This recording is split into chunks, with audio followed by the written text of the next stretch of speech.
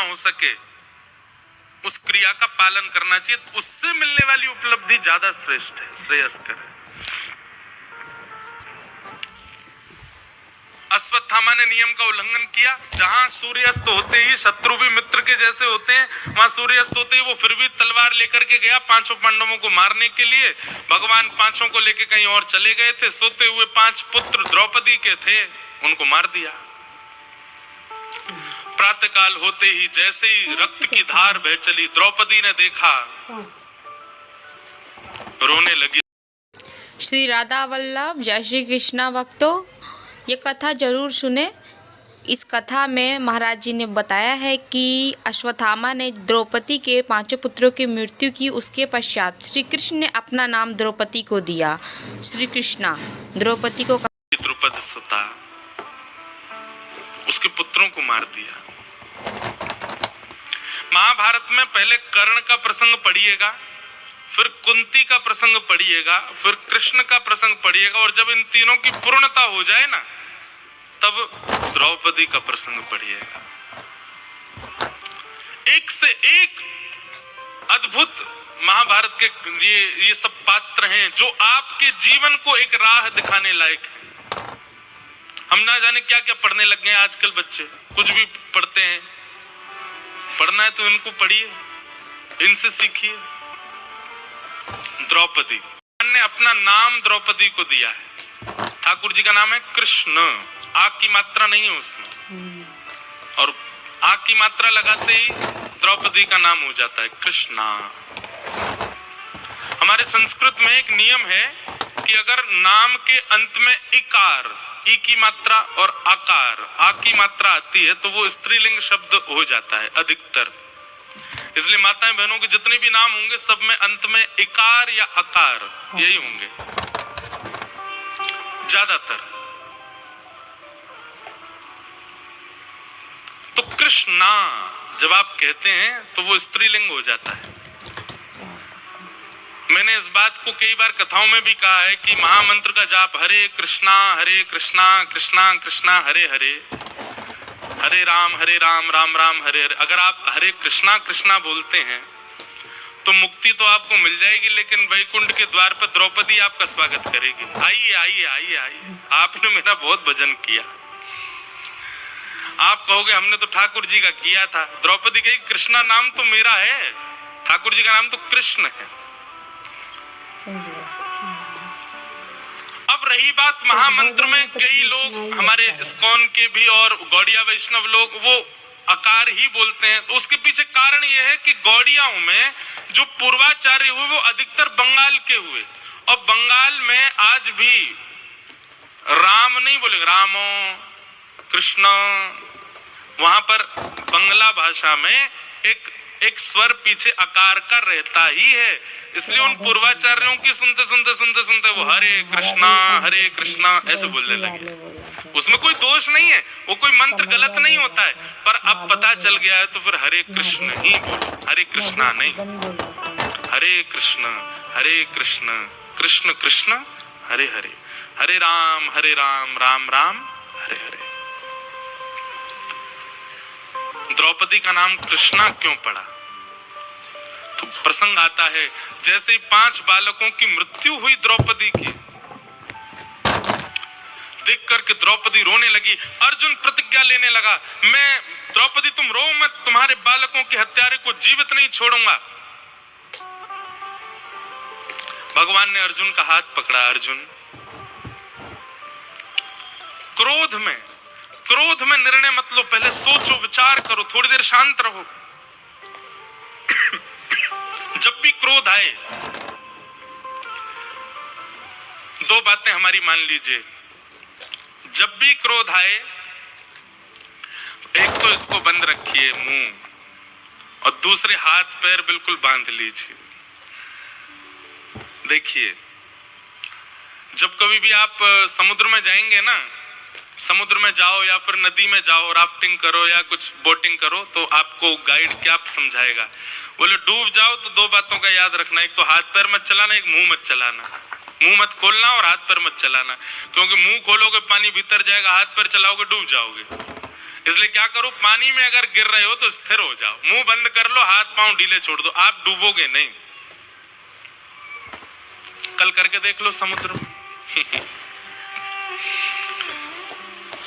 पर ये बात सत्य है कि अगर आप बहुत स्थिर हो जाते हैं, मुंह बंद रखते हैं, तो आप फ्लोट करने लगोगे, आप डूबोगे नहीं। ठीक वैसे ही संसार रूपी सागर है, यहां पर भी अगर तैरना आ जाए, तैरना किसको कहते हैं? अगर कोई भक्ति मार्ग में चल रहा है तो इसका मतलब उसको तैरना आ गया, वो तैर के जा रहा है आगे। लेकिन तैरना नहीं आया है तो कम से कम ये दो बातें याद रखो, जितना हो सके मुंह बंद रखो और हाथ पैरों को भी कम चलाओ। और विशेष रूप से क्रोध, क्रोध क्या है? बोले भयंकर गहरा जल, उस स्थिति में ये दो काम कर लीजिए। आप कभी भी किसी सिचुएशन में फंसोगे नहीं अगर ये दो बातें आपने मान ली तो। सबसे ज्यादा फंसता कौन है? जो बहुत बोलता, बहुजल्पिक, बहुत बोलने वाला व्यक्ति बहुत फंसता है। कम बोलिए और हाथ पैर भी कम मारो। हाथ पैर कम मारने का मतलब यहां से करके देख लो, इधर से करके देख लो, उधर से करके देख लो, ये नहीं तो ये करके देख लो, इधर से नहीं तो ऐसे करके, ये हाथ पैर चलाना होता है। स्थिर रहो, धीर रहो, थोड़े गंभीर रहो।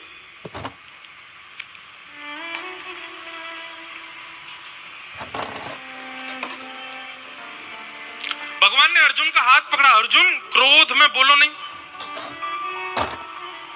अर्जुन ने भगवान का हाथ छिड़क दिया, बोले आप हतो केशव, 5 बालकों को मार दिया द्रौपदी के और आप कह रहे मैं शांत रहूं? मैं प्रतिज्ञा लेता हूं जिसने भी मारा है मैं उसको जीवित नहीं छोड़ूंगा। ठाकुर जी बोले कोई बात नहीं, अब तुम यही करना जो तुमने कहा है, जिसने भी मारा उसको जीवित मत छोड़ना। और निकल पड़े ढूंढने किसने किया ये कृत्य, और खोजबीन करके पता चल गया कि अश्वत्थामा, द्रोण पुत्र अश्वत्थामा ने किया है।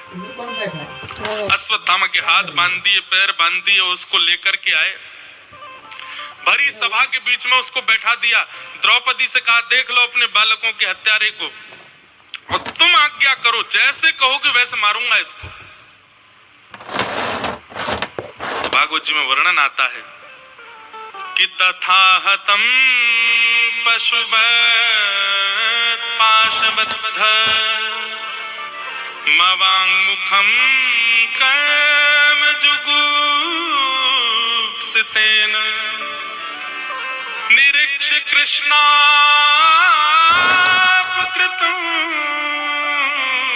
गुरुसुतं वामस्वभावा कृपयाननाम च। हाथ बंधे हैं, पैर बंधे हैं, मुख बंधा है और घसीट के लाया गया तो सारा अंग उसका छिला है। ये देख करके 5 बालकों की मां जिनकी हत्या हो गई थी, उन मृतक बालकों की मां द्रौपदी के चित्त में करुणा आ गई, दया आ गई। ये नहीं हो सकता। हमारे बालक को कोई पीट के चला गया और उसको देख के हमको दया आवे, ये नहीं हो सकता। यहां तो जान से मार दिए 5 बालक और उस हत्यारे को देख करके द्रौपदी के चित्त में दया आ गई। जैसे ही दया प्रकट हुई द्रौपदी के, नेत्र सजल हुए, भगवान ने तुरंत नामकरण कर दिया द्रौपदी का। बोले ये द्रौपदी नहीं, ये कृष्णा है, मैं कृष्ण और मेरी बहन कृष्णा। अवगुण नहीं देखा इसने उसका दोष प्रधान नहीं रखा। दोष प्रधान रखती तो क्रोध करती, पर नहीं, ये करुणा कर रही है, ये दया कर रही है। लिख लीजिए, ठाकुर जी को सबसे प्रिय गुण यदि किसी व्यक्ति का है तो वो है दया, करुणा। बहुत प्रिय है ठाकुर जी, क्योंकि वो स्वयं करुणावान है, स्वयं दया निधान है। और किसी व्यक्ति में भी यह गुण होता है तो ठाकुर जी उसको हृदय से लगाने को घूमते हैं, बोलो वाह मेरे जैसा है, दया करुणा। द्रौपदी ने अर्जुन को कहा इसको मत मारो।